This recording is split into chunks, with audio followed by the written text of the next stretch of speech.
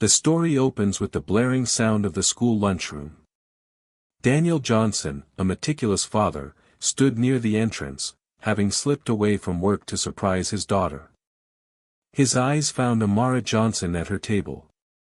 Suddenly, a voice sliced through the noise, Mrs. Vivian Clark's, sharp and terrifying. Daniel froze, his blood running cold as he saw the scene. Mrs. Clark's face contorted in anger as she deliberately and violently poured a stream of orange liquid from a mug directly over Amara's bowl and tray, ruining the meal. Amara was crying bitterly, her shoulders shaking. A cruel, public rejection from a respected teacher. Daniel felt a terrible, white-hot rage consume him. His hands balled into fists. The protective father had just witnessed an act of unforgivable cruelty.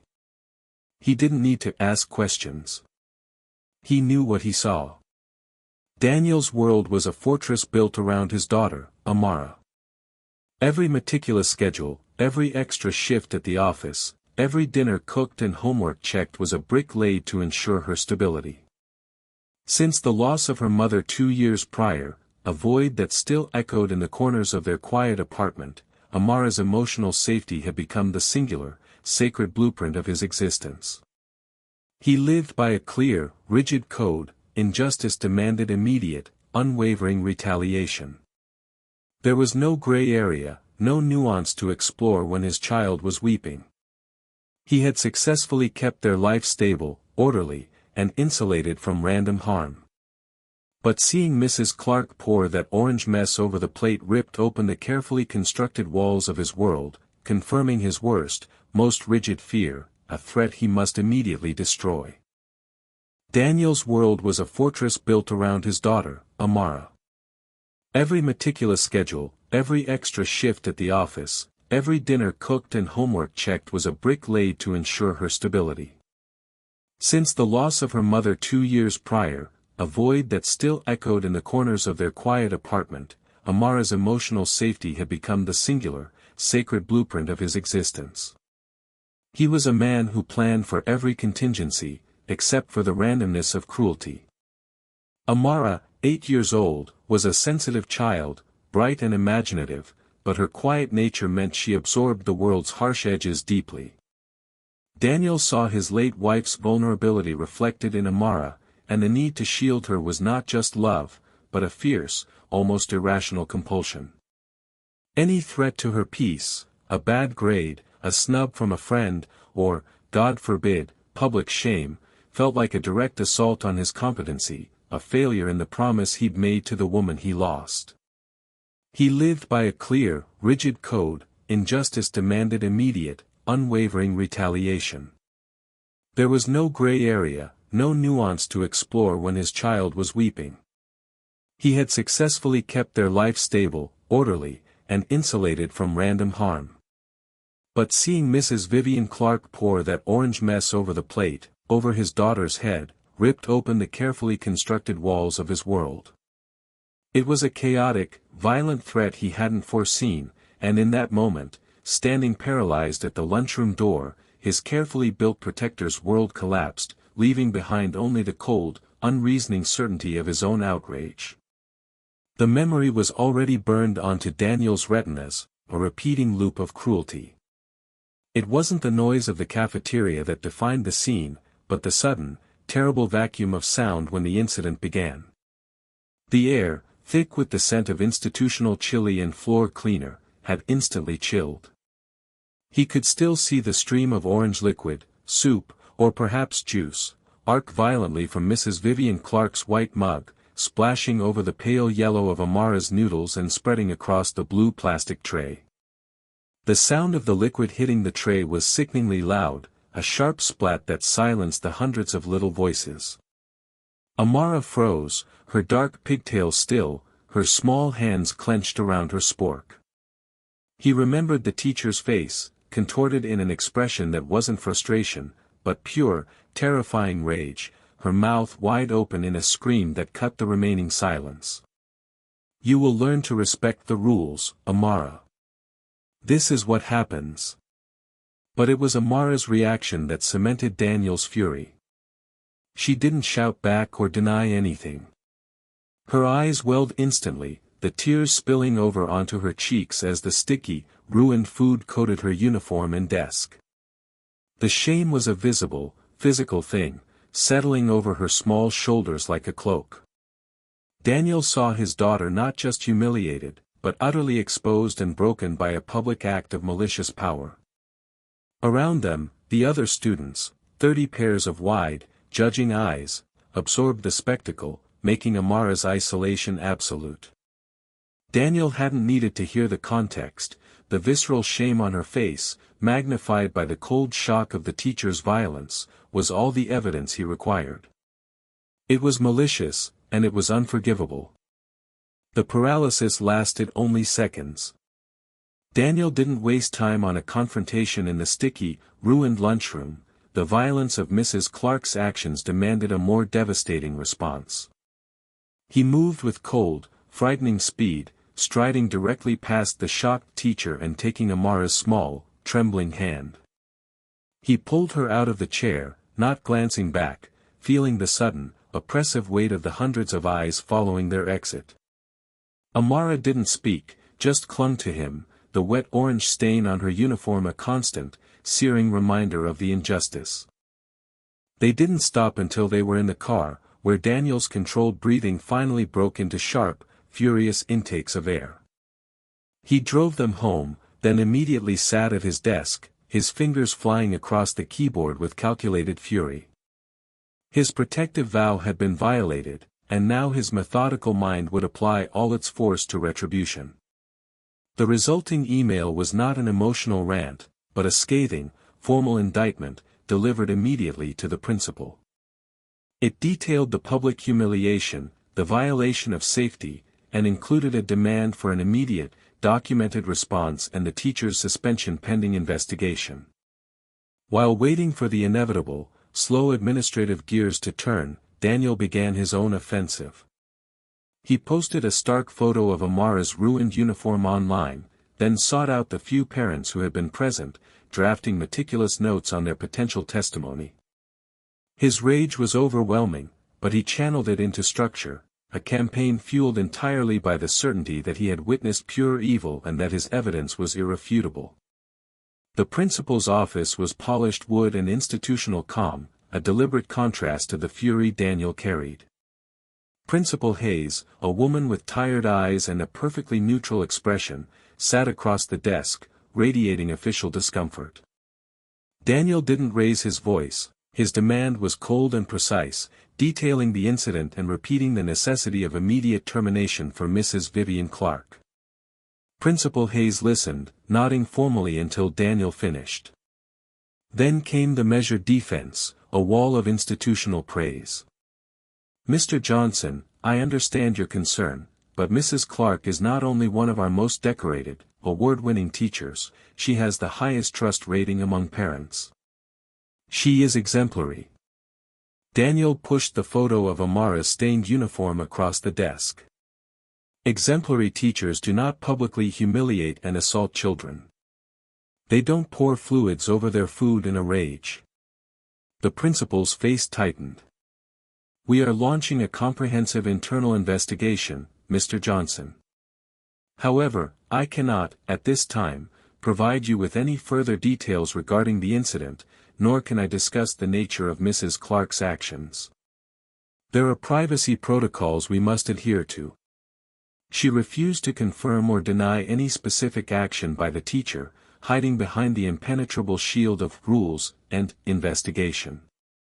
This carefully worded stonewalling did nothing to soothe Daniel's conviction, instead, it ignited a darker, colder suspicion. The principal's reluctance wasn't about protecting privacy, it was about protecting the school's reputation and its employee. They were covering up. This official resistance confirmed his worst fears. He was not fighting one rogue teacher, but an entire system determined to bury the truth and minimize the trauma inflicted upon his daughter. Daniel stood, his resolve hardened into granite. If the school wouldn't grant him justice quietly, he would demand it publicly. The principal's silence had not smothered Daniel's fire, it had fed it, transforming cold fury into strategic purpose.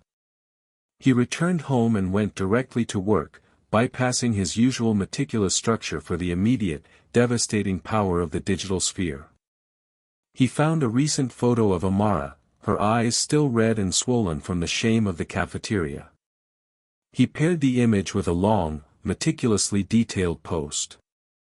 He recounted the visual horror of the liquid pouring over the tray, the teacher's screaming rage, and the profound, visible humiliation of his child. He titled it simply, "This is what award-winning teacher Mrs. Vivian Clark did to my daughter today." He published the principal's stonewalling as proof of the cover-up. It was raw, emotional, and damning. The reaction was immediate and seismic. Within the hour, his notifications exploded. Parents he didn't know shared it, adding their own anecdotes of suspected school overreach and demanding accountability.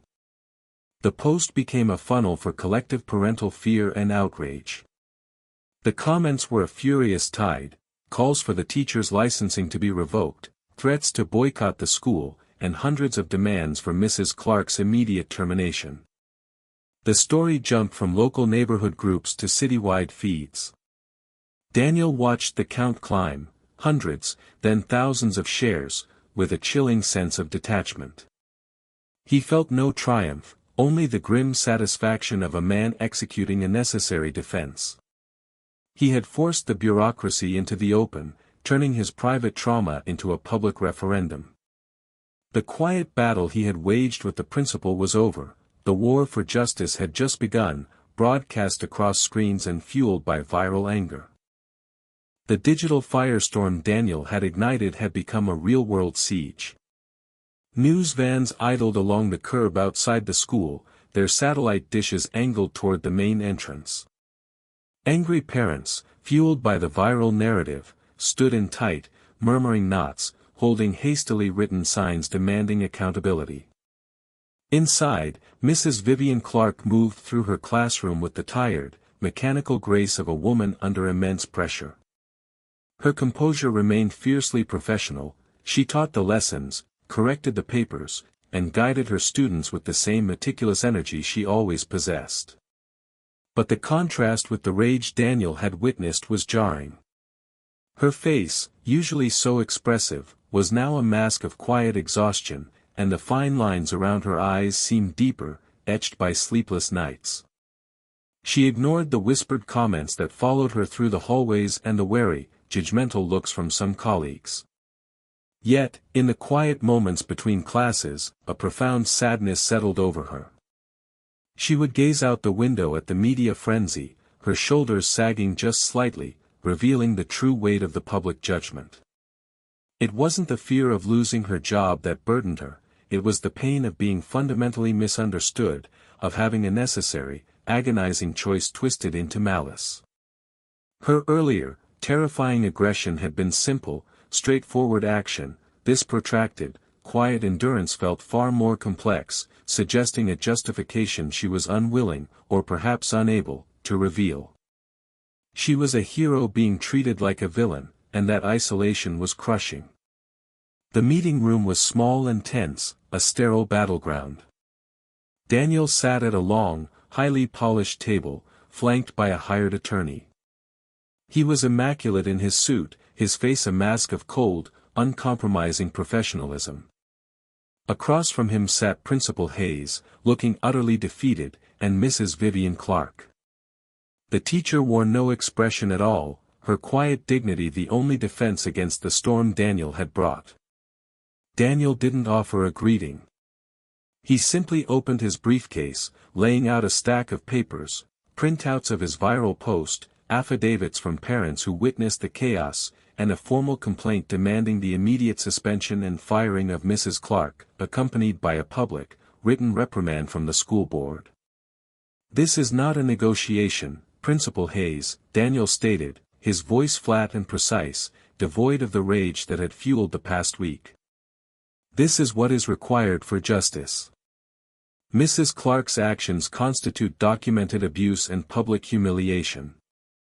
Her exemplary record is irrelevant against the evidence of her behavior.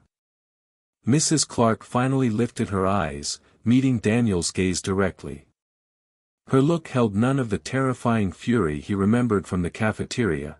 Instead, it was a deep, sorrowful fatigue, as if carrying the weight of the world's misunderstanding. "Before we proceed, Mr. Johnson," the principal interjected, her voice barely a whisper, "Mrs. Clark has insisted on presenting some material." Daniel scoffed, resting his case on the table. "I'm not interested in excuses. My daughter was traumatized. My demands stand." He was ready to destroy her career, convinced that the simple truth was all he needed. He wanted her reputation ruined, mirroring the ruin she had created on Amara's tray. Daniel waited, arms crossed, for the pathetic excuse, the defensive speech he knew was coming. But Mrs. Vivian Clark offered no defense of her character. She did not argue the point of his viral post or challenge the word abuse. She simply sat straight, her gaze steady, refusing to meet Daniel's accusatory glare. Principal Hayes cleared her throat, her hands nervously smoothing a sheaf of papers. "Mr. Johnson, before we discuss damages or reprimands, Mrs. Clark has requested we review this." She slid a thin, unmarked tablet across the table. "It's a segment of the cafeteria's security feed." Daniel paused, his momentum abruptly checked. He hadn't expected the school to offer video evidence, particularly not footage that seemed to absolve them of responsibility. His lawyer leaned forward, murmuring a cautious instruction, but Daniel waved him away. His rage was instantly stalled by the sudden, unpredictable shift in the narrative. He reached out and picked up the tablet. The screen flickered, showing the noisy chaos of the lunchroom, instantly recognizable. The camera was aimed high, focusing clearly on Amara's table.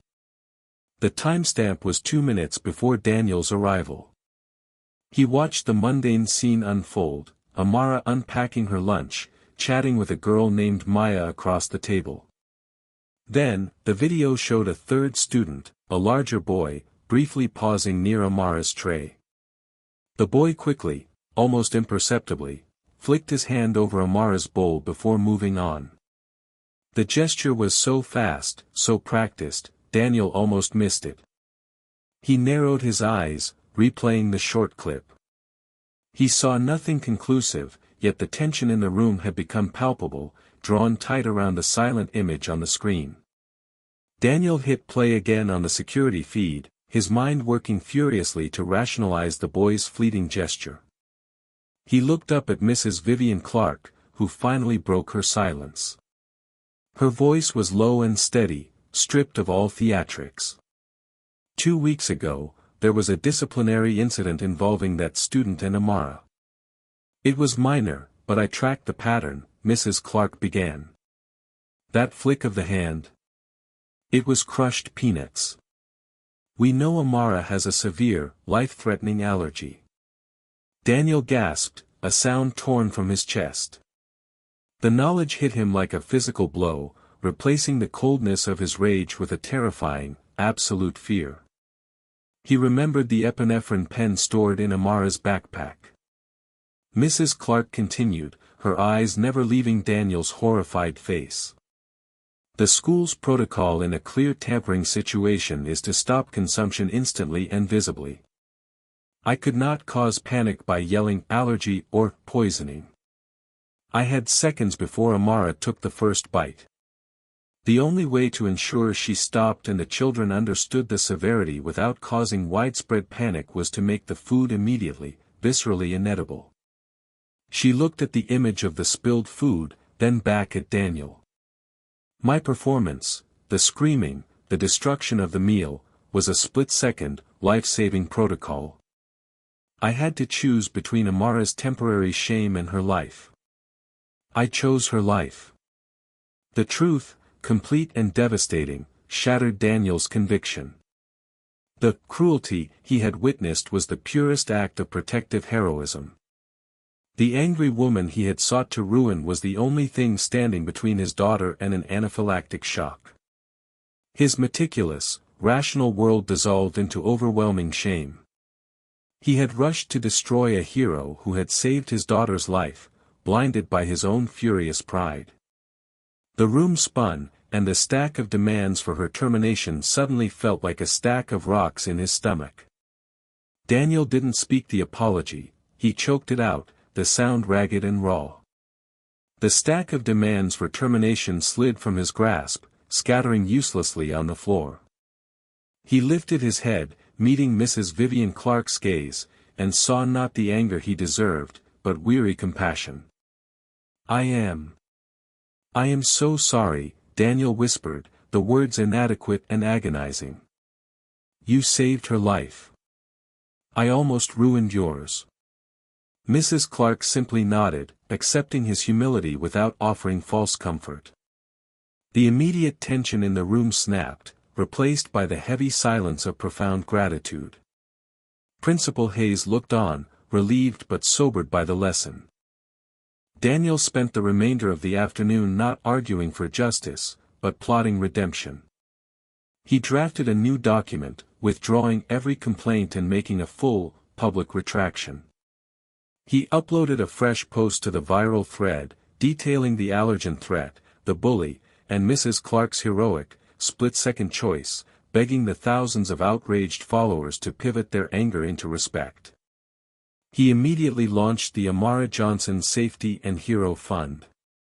It was a testament to his recovered clarity, dedicated to purchasing sophisticated allergen detection kits for the school and creating an immense, permanent grant to honor Mrs. Clark's dedication. Daniel's initial, destructive rage had found its true purpose, channeled into a powerful, lasting legacy. His desire to protect Amara had finally been fulfilled, not by attacking a foe, but by honoring a true hero. I hope you enjoyed watching it as much as I enjoyed creating it. Like, share, and comment on the lessons you've learned. Let me know where you're watching from in the comments below. See you in my next